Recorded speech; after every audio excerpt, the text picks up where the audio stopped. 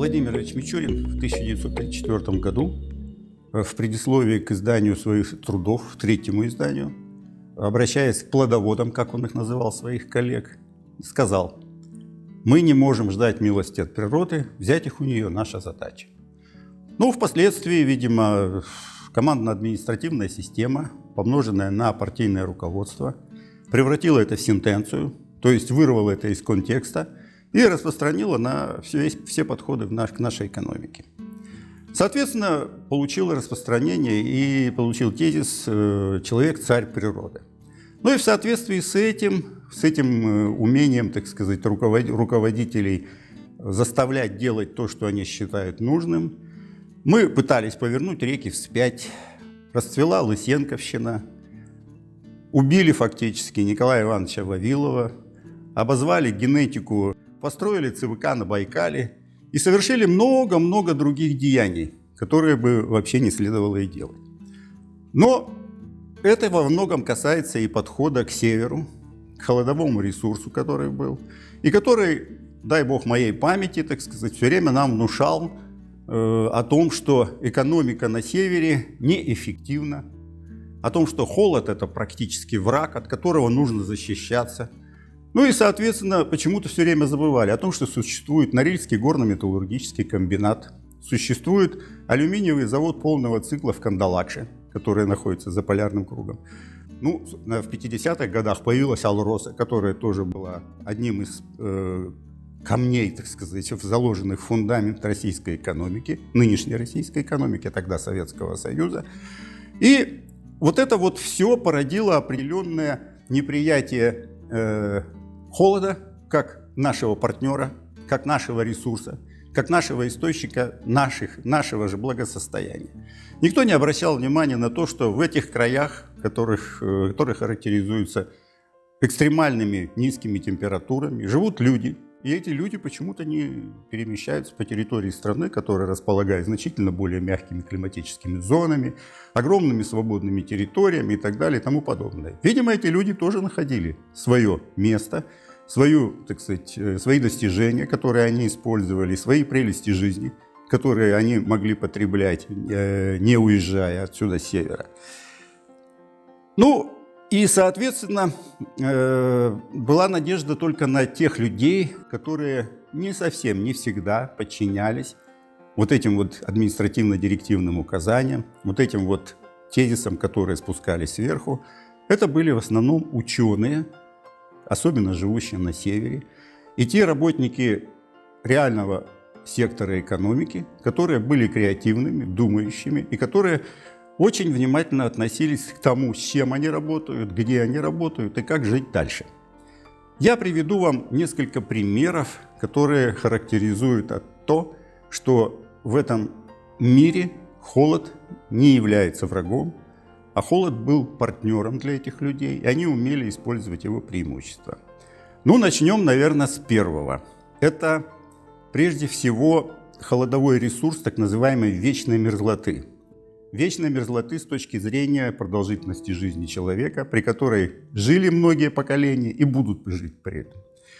Еще в 90-х годах, точнее в 80-х годах даже, на территории севера Красноярского края и республики Саха-Якутия нынешней, то есть Якутии, было построено 12 подземных хранилищ жидких углеводородов.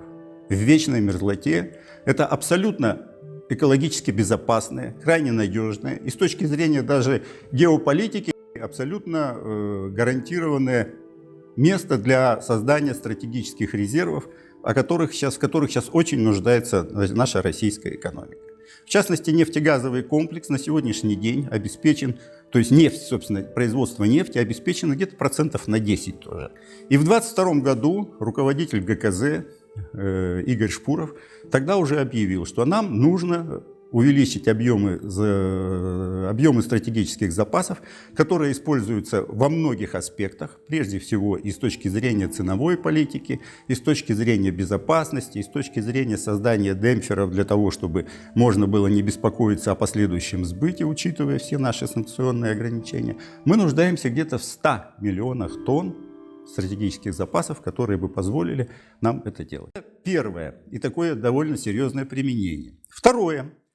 Еще в 90-х годах, я приведу фамилию, имя, отчество человека, который усиленно продвигал эту технологию сжиженного природного газа. Не путайте с сжиженным углеродным газом, то есть тем, которым мы пользуемся и ставим на машины. Так вот, технологию сжиженного природного газа, СПГ, в чем мы достаточно серьезно отстали по времени от мировой экономики, продвигал Макаров Петр Васильевич, один из опытнейших, один из старейших работников Якутгазпрома. А Якутгазпром на то время был единственным, пожалуй, независимым производителем нефтегазовой отрасли, который мог позволить себе самостоятельно работать. Так вот, на территории Красноярского края и Якутии было построено 12, на территории Якутии из них было 3 построено, которые эксплуатировались и которые давали потрясающий эффект. И на сегодняшний день мы можем подтвердить, что и с точки зрения науки это было обосновано. В 1992 году Кузьмин Георгий Петрович и еще Яковлев, по-моему, дай бог памяти, Анатолий Васильевич, издали монографию, в которой детально разобрали возможности создания подобных емкостей в подземных хранилищах вечной мерзлоты. Но почему-то это не получило соответствующего распространения, не получило развития. И на сегодняшний день мы являемся теми людьми, которые вообще обязаны, наверное, предложить нашей экономике подобные технологии.